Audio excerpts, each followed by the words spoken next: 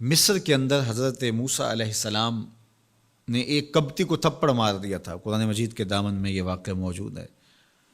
تو آپ کی جلالت اور آپ کے زور کی تاب نہ لاتے ہوئے وہ وہیں ڈھیر ہو گیا اور اس کی موت واقع ہو گئی۔ تو مصر کے حالات کشیدہ ہو گئے اور حضرت موسیٰ علیہ السلام کو مصر چھوڑنا پڑا۔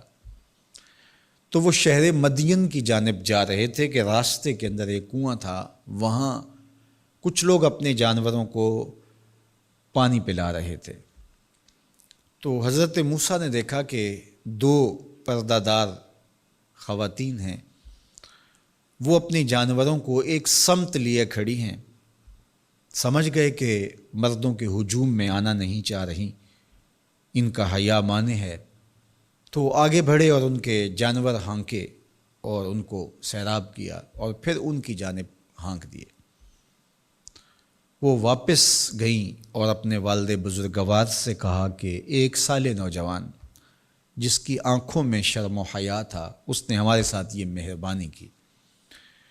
تو ان کے والد گرامی نے کہا کہ جاؤ اس کو بلا کے لاؤ۔ قرآن مجید میں اس کا ذکر کیا گیا۔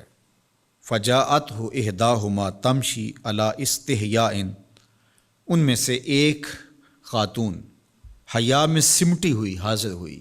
اس نے کہا کہ ہمارے والد گرامی آپ کو بلاتے ہیں، آپ نے ہمارے ساتھ جو مہربانی کی ہے اس کا وہ اجر دینا چاہتے ہیں۔ تو حضرت موسیٰ علیہ السلام ان کے ساتھ چلے گئے، اور جب گئے تو یہ گھر تھا حضرت شعیب علیہ السلام کا، اور یہ صاحبزادیاں حضرت شعیب علیہ السلام کی تھیں۔ تو اس خاتون کا شرم و حیا کے ماحول میں حضرت موسیٰ علیہ السلام کو یہ کہنا اور چل کے اس انداز سے آنا، قرآن نے اس کی حکایت بیان کی ہے۔ تو خدا کو پسند ہے کوئی خاتون حیا کے ماحول میں آئے تو اللہ اس کی آمد کو اور اس کے آنے کو قرآن کا عنوان بنا دیتا ہے، اور قرآن کی حکایت بنا دیتا ہے کہ جو خاتون حیا کے جوہر کی مالکہ ہو وہ اللہ کو کتنی اچھی لگتی ہے۔ اللہ اکبر۔ حضرت نبی اکرم صلی اللہ علیہ وآلہ وسلم کا فرمان حیا کے حوالے سے، الحیاء من الایمان، حیا ایمان سے ہے۔ تو جتنے بھی ایماندار لوگ ہیں وہ پھر حیا کے جوہر سے مزین ہوں گے، مالا مال ہوں گے۔ آپ دیکھ لیجئے، سب سے بڑے ایماندار تو میرے اور آپ کے آقا مولا ہیں، اور حضور کمواری لڑکی سے زیادہ حیادار تھے۔ باقی حضور کے اصحاب دیکھ لیجئے، ان کا حیا، اور حضور کی ازواج مطہرات کا حیا دیکھیے۔ ام المومنین حضرت عائشہ رضی اللہ تعالی عنہا فرماتی ہیں کہ حضور کا جب وصال ہوا اور حضور میرے حجرے میں دفن ہوئے، تو میں جب حضور کی قبر انور پہ جاتی تو معمولی چادر اوڑھ کے چلی جاتی، اس خیال سے کہ میرے شوہر ہیں۔ پھر حضرت ابوبکر صدیق رضی اللہ تعالیٰ عنہ کا وصال ہوا تو وہ بھی ساتھ دفن ہو گئے، تو میں پھر بھی اسی حالت میں جاتی اور میں سوچتی کہ ایک میرا شوہر ہے اور دوسرا میرا والد ہے۔ کہا پھر حضرت عمر رضی اللہ تعالیٰ عنہ کا انتقال ہوا اور وہ بھی ساتھ مدفون ہوئے۔ تو حضرت ام المومنین فرماتی ہیں کہ اب جب میں جاتی تو میرا جانے کا انداز مختلف تھا۔ فواللہ ما دخلت الا وانا مشدودۃ علی ثیابی حیاء من عمر۔ کہا اب جب بھی میں جاتی تو خوب اوڑھنی اوڑھ کے اور چادر لے کے جاتی، مجھے عمر سے حیا آتی۔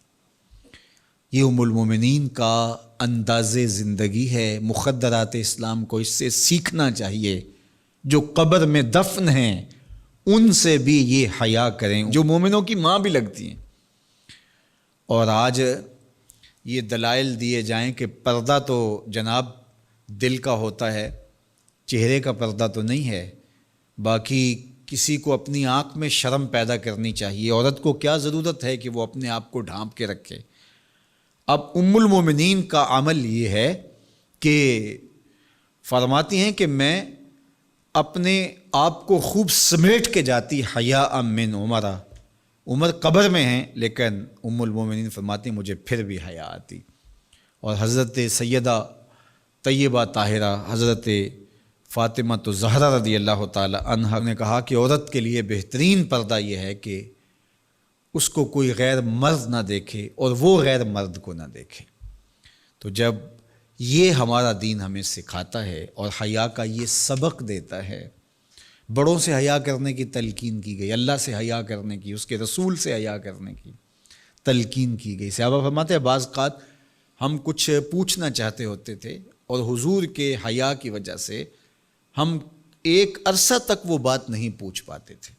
آج دادا کے سامنے بچے جس طرح بات کرتے ہیں اور جس طرح بچوں سے حیا کا جوہر ختم ہو گیا ہے اور اس کو وہ تہذیب نو کا کرشمہ سمجھتے ہیں اور جدید دور کی کرامت سمجھتے ہیں، یہ دور جدید کی کرامت نہیں ہے، یہ جاہلیت ہے۔ بڑوں کا احترام اور بڑوں کی عزت یہ زندگی کا جمال ہے۔